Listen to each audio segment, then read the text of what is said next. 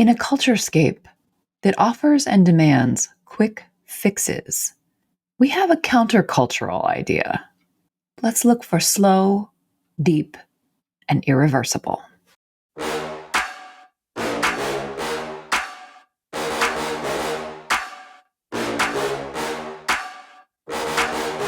You're listening to the Joyous Justice Podcast, a weekly show hosted by April Baskin with Tracy Guy Decker. In a complex world in which systemic oppression conditions us to deny others and our own humanity, let's dedicate ourselves to the pursuit and embodiment of wholeness, love, and thriving in the world and in our own lives. It's time to heal and flourish our way to a more joyously just future.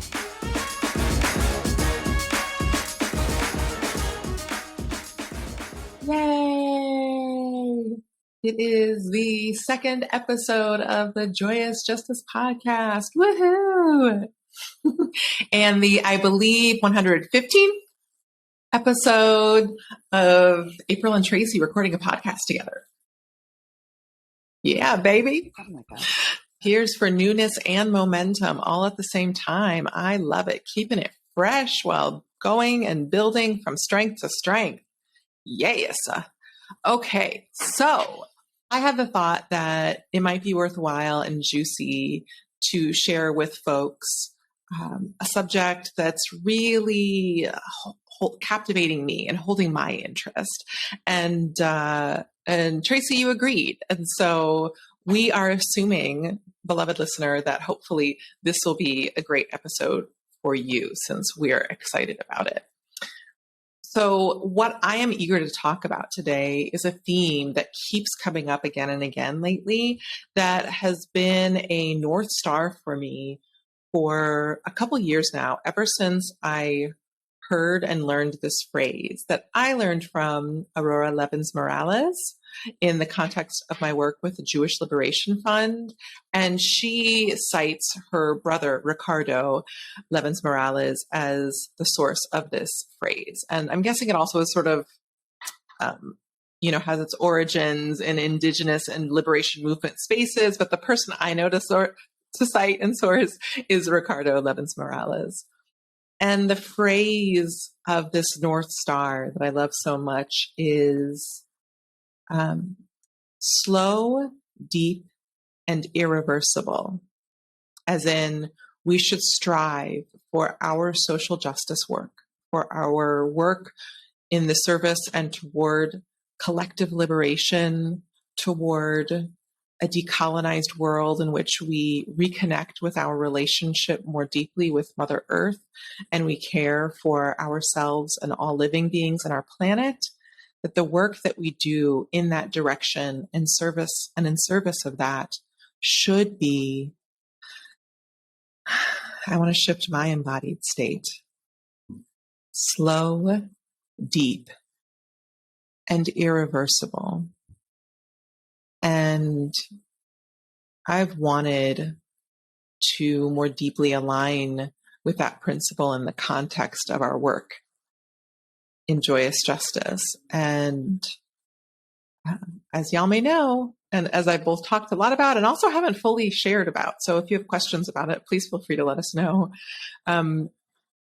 There were different things that I needed to work through and process. Internalized depression, fears, different things to really, really get clear and have the degree of courage and clarity that I wanted to have in order to boldly and bravely lead the visionary and compelling work that I saw for Joyous Justice. And so while I was in the midst of playing smaller, for me anyway, which is still not relatively in the bigger scheme of things, playing that small. We led a lot of great programs for a number of years, but I also wanted to do bigger, bolder work across lines of difference. And so it was harder while I was straddling my masked self, who the world knew me to be, who I wanted to be, all these different bits, to really commit to slow, deep, and irreversible when our work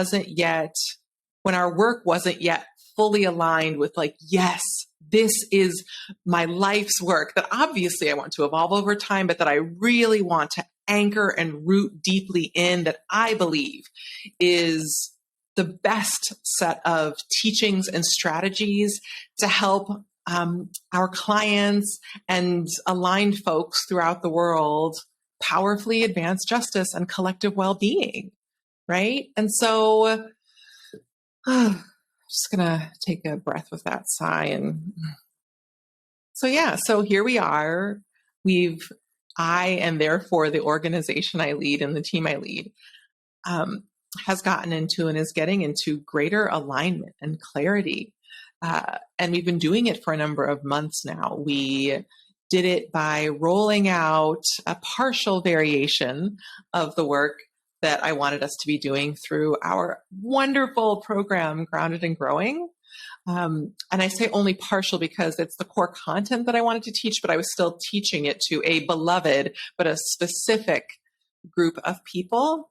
And my broader vision is to still have affinity spaces and connection points within what we offer, but to be working and supporting people and working effectively across lines of difference. And we're gearing up to do that now, both building from strength to strength, still powerfully and lovingly supporting many in our Jewish community, hopefully even more with each passing week, day, and month. And also opening our doors to anyone who aligns with our mission to cultivate and lead an equitable, multiracial movement of folks who are working for spiritual transformation and systemic change. And so now that we're doing that, I am ready to dive more deeply into us embodying this principle of slow, deep, and irreversible work. And to me, what helps us be clear in that, basically all of that to say, is having a core focus of a core set of principles, a core process that our business and our community is teaching and championing and advancing, which is our Shema process.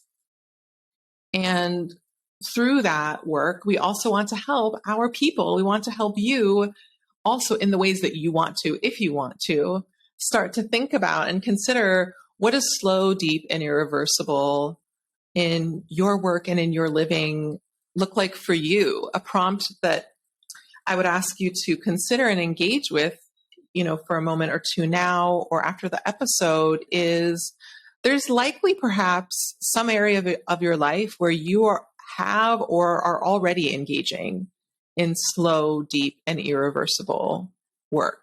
Perhaps my guess is it might be in the context of a certain relationship, whether that's a family or a friend or a movement relationship where there's someone, whether it be a child or a movement partner with whom you share an identity or you work across lines of difference where you've really invested deeply and you're not rushing around it. It's not transactional. It's deep and meaningful, and you're investing in it in such a way that it can be enduring. Or perhaps it's in another area of your living. But I wanted to name that and just invite you to consider that and think about that, because something may immediately, I hurt my finger recently. I love to snap, but I hurt my finger, but that might immediately come to mind. Or you might need a little bit of time to think, because this is a big, bold vision. And we live in an oppressive context in which this is not the case for many things. But I also want to point out it already is likely a part of your living in some way. We might not be as far off or detached from a counter-oppressive, liberatory, slow, deep, and irreversible approach. I'll stop there. There were other key points that I wanted to make, but I also spoke, as per usual, longer than I anticipated. So, Tracy, what do you want to toss into the mix here? I guess I want to name that what you're saying sounds amazing. And also, when I think about myself, say 3 years ago, it would have felt like really far off. And so I just want to name, like, if you're listening and you're like, yeah, that sounds nice. I don't know how I can do that. Then that's okay. You are not I've got alone. resources for you for that. And you can, I'm glad, April, that you made the invitation for folks to think about where that's already happening so that we can all be reminded that it's actually is closer than we think. And I am intentionally, I'm trying to speak a little more slowly because I think part of what makes slow, deep, and irreversible feel out of reach is our constant pressure to go, to do it now, to, do as much as possible, as quickly as possible. That is the way we've been conditioned. And that urgency is contraindicated, frankly, for slow, deep, and irreversible. And so it feels a little mutually exclusive from the way that we're living now. And that urgency is not natural, or at least not essential. It's not required. It's not inherent. Well, what I would in say the way that that humans chronic live. urgency. Yeah, what I would say is that chronic, because urgency, obviously, at times in the human existence is very important, but Sure. Chronic urgency is anything but essential. And Tracy, do you mind if I quickly interject, because I just had a huge epiphany while you were talking. Great. As you were talking about some of this friction and different things, I noticed, oh my God, that our Shema process, that's slow, deep, and irreversible, maps beautifully onto the Shema, like the arc of the process that we take our clients through, right? Is slow down, at least in the moment, right? And then we take people through different processes and tools that help them look and think deeply and integrate their truth, external insight more deeply, and then weave it into their agency and how they show up in the world, into their identity. Like, sorry, I'm having this like meta moment of like, oh my God, oh, so much alignment. Sorry, back to you. So exciting. Also, not sorry, but like, thank you for your patience. That's a better, less internally oppressive way of saying that. Thank you, Tracy. Back to you.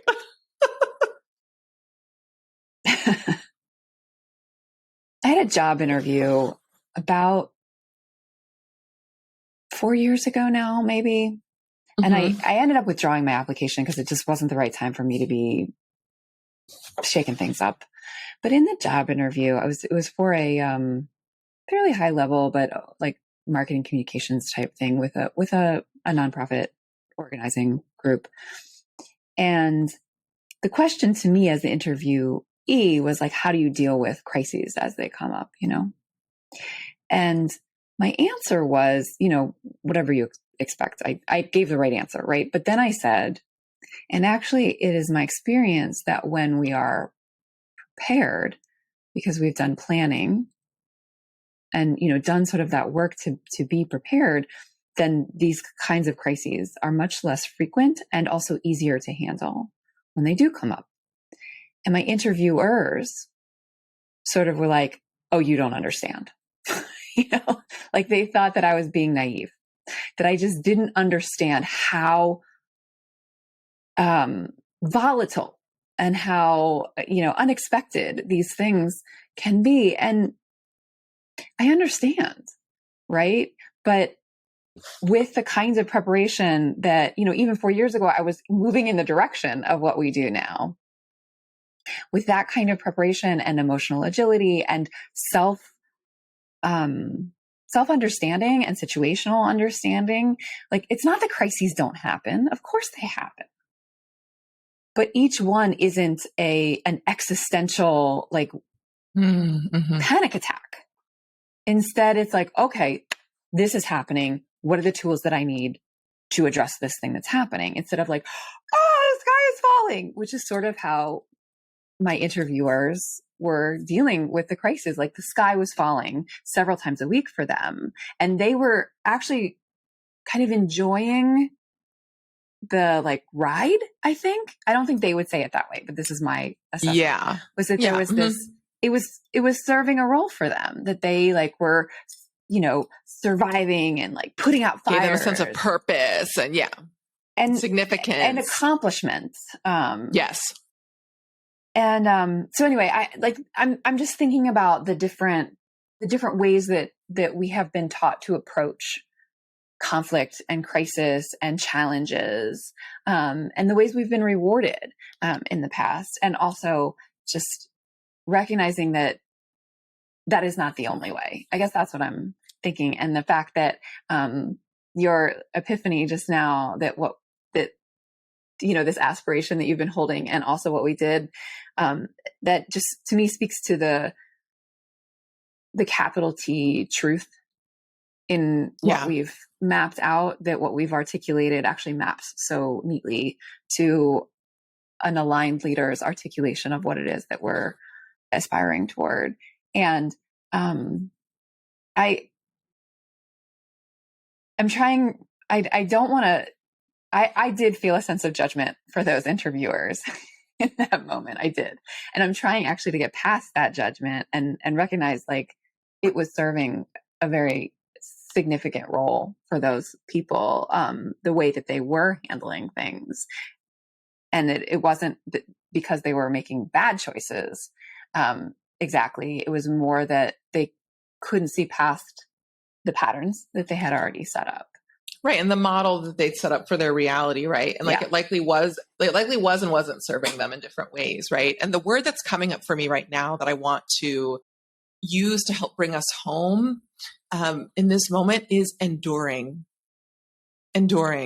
That I have been cultivating, and our team has refined a set of tools that offer enduring resilience and enduring clarity that cuts across a range of issues. Because what I see playing out, whether it's around racial justice or other liberation efforts or other adaptive challenges people are handling or life circumstances or crises, that for a lot of folks, much of the time, they see all these things as piecemeal and fragmented and different barriers in different places. But as someone with a multidimensional identity who's had a multi-class, multi-many experiences, lived in different regions, different cultures, I've been very curious about what are tools and what are challenges and what are common themes that cut across racial lines, that cut across different categories and separations, and where actually are these separations that some of us are aware of, for instance, around race, but other things people aren't aware of are actually conceptual and superficial, right? And what are tools? What is a set of tools and of insights and reframes and frameworks that are adaptive, that can work for people with different identities and different moments, but these anchor insights are consistently true? Right? And to me, it's a combination. To me, what Shema involves is a set of principles or pragmatic or spiritual laws, principles or laws that cut across a range of different issues, and then a suite of different practices and tools that are circumstantial for specific moments, right? And I think in a lot of business and even in coaching, and I'm wanting to talk about this more in our social media presence, so this is a great way to kind of kick it off. I'm not the first to talk about this. I have a colleague at my former job, Amy Asen, who used to talk about this a bit, and I want to talk about it even more and deepen it, this concept of the difference between principles and practice, and that people conflate them regularly. And people often think in racial justice spaces, what's confusing for a lot of people is that people have mistaken practices for a principle. And practices are circumstantial. And even beyond that, we're interested in, what are the issues below that? Because I find increasingly, yes, knowledge is a part of this, right? Yes, there are certain books you need to read and things you need to know about racial justice or social justice or activism. But at the end of the day, it's all of it combined. It's about what is your personal ecosystem? What is your story of self? What is your understanding or ability to understand or inability to understand and analyze what's happening in the environment so you can better know how to navigate it more skillfully and effectively and figure out where to place your focus, because there's a lot happening. And so what are ways that you can cultivate and refine your focus that sets you up to be accountable to the causes you care about, also yourself, and move forward effectively, right? And that is where we are investing, where we have opted to invest our slow, deep, and irreversible work is how to help people have endurance and thrive while doing it, while advancing joyous justice. How do we care for ourselves effectively? How do we make sense out of nonsense? Because many things in our world seem like nonsense and they seem random, but I find increasingly, actually, most things aren't. And if we widen the frame around whatever we're looking at through some simple skills, we can begin to better understand what's happening and better care for and protect ourselves and those we care about and people across lines of difference, right? That we can start to move into greater abundance and clarity. And it starts by facilitating that in our own leadership and personal living experience. It's no wonder to me that people are grappling with scarcity mindset thinking around different forms of oppression because they haven't addressed this in their own living, in the different parts of their life, in their morning, and how they talk and deal with situations in their family, how they, as you were speaking to earlier, although I can't remember if it was an episode in our prep, but earlier in our conversation, Tracy, you were talking about the ways in which we speak to ourselves, right? That a number of these things, these principles that we teach cut across all these different things, and they are profound concepts, but we break them down so that they're easily implementable and build over time and gives you a fighting chance, not even a fighting chance, a likely chance of not only getting some competency in these skills and with these insights, but start to build momentum so that your slow, deep, and irreversible work isn't just one step at a time, one step in front of another. That's how we all start. Everyone, every seedling starts with just one watering and one little root growing out. But in time, it starts to be leveraged because as you start to integrate more of these principles, they complement one another and build on each other and allow for leverage and impact over time, where it's not step by step, but it's like multiple steps at a time. And now it's like a snowball. Yeah, it's like a snowball. Right? Like a snowball. Like the snowball starts out little teeny, but then it gathers. Right. Or another metaphor, right? Like instead of like a domino knocking down a domino knocks down, or like a paper clip knocks down something that knocks down a domino that each like one is like a third bigger. Yeah, exactly. That gets bigger and bigger. Really big, really quickly. Yeah. Right. And then it's even bigger. That is what we are going all in around. Our slow, deep, an irreversible strategy is a suite of tools that can get narrowed down to the simplest, to one thing that you can focus on to get big results, and can fan out to offer you a robust suite of tools to the point where you start to feel unstoppable in your leadership and joyous. And joyous because not only because you're making progress, but because when you're not making progress and when things go wrong, you know with increasing and eventually absolute certainty that you have a suite of tools that you can rely upon and turn to solo and also in partnership and in community to bolster yourself, to heal, to take the time you need to rest, to recover, and to come back with greater clarity, with greater conviction, and move forward unquestionably from strength to strength, regardless of what circumstances come across your path. Yeah. So hopefully this sounds interesting to you. And if it does, or if you're at all curious, if you're like, how in the heck? Well, like that was like a tall order. Well, you know what? As a person who experienced a tremendous amount of adversity in my life, this is my life's work. I have dedicated 20 years to refining and cultivating and identifying this framework, and the last 3 on investing in reading hundreds of books and taking hundreds of courses and cutting out the unnecessary stuff and noticing across all of these different themes what is consistent, and then also just noticing what was I retaining within my own practice that across different cultural dynamics, different levels of intensity, what were the tools and resources that again and again stood up stood the test of time, could hold up in different cultural and contextual situations. Yeah, I lost my train of thought, and Tracy's not here to help keep me on track. I think she took a bio break. Here she is.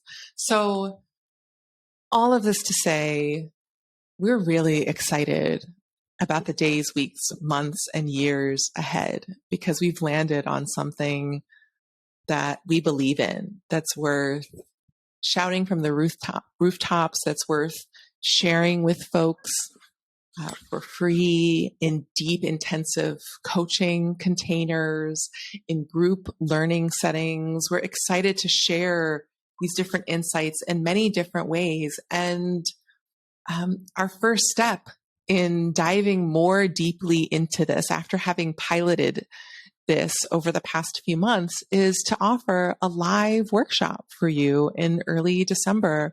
And so we hope that you will sign up. You can find more information if you visit joyousjustice.com. There's a link right on the homepage that you can click and fill out the simple form with your name and email. Even the dogs. Did you hear that dog? The dog is like, yo, even the animal kingdom is like, homie.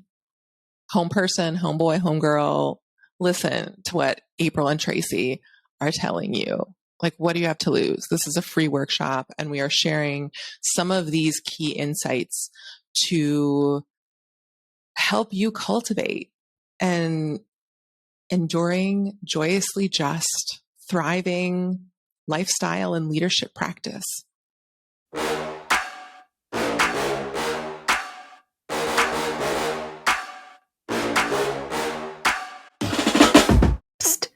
Hey, have you signed up yet? We're offering a free 4-day workshop, The Roadmap to Resilience, kicking off December 5th. Visit joyousjustice.com and sign up.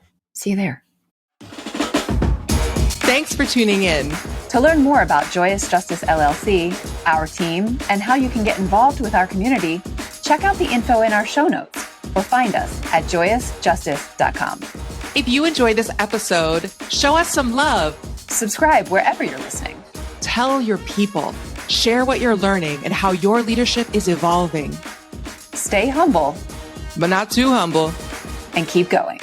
Because the future is ours to co-create.